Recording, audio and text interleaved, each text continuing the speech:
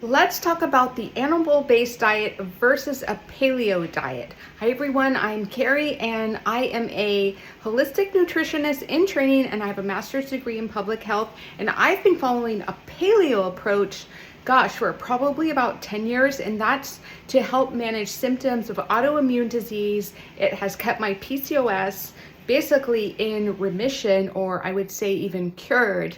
And it also helps me manage symptoms of chronic fatigue. So the animal-based diet is super popular right now, and I love watching Paul Saladino's videos. He has a ton of them on YouTube and they're so interesting, like the grocery store tours and things like that. And then there's animal-based diet creators on TikTok who do amazing videos as well. So the biggest difference is that the paleo diet does not exclude nuts and seeds or have any real discussion about the PUFAs, the polyunsaturated fats.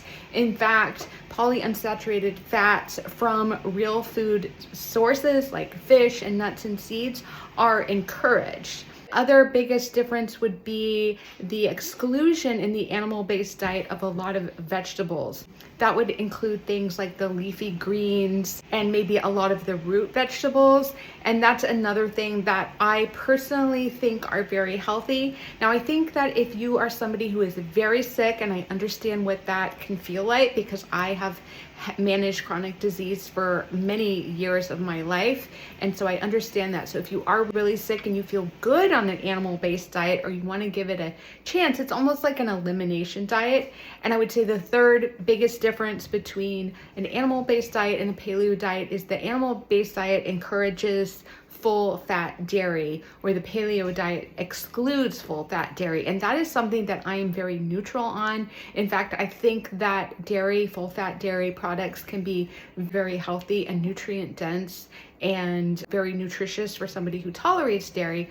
I'm somebody, especially with a history of autoimmune disease and PCOS, I do not tolerate dairy, and so I exclude it from my diet. So I hope that's helpful. Again, the three main differences would be the exclusion of nuts and seeds, the exclusion of a lot of vegetables, and the inclusion of dairy in the animal-based approach. The paleo approach I feel is a little bit more inclusive, but maybe it wouldn't be as healing for some people, although I personally find the paleo approach really doable, especially for many phases of life. It's really like a real food approach, but again, you've always got to do what's best for you, and then you can always work with somebody who can help you figure out what is the best diet approach for you.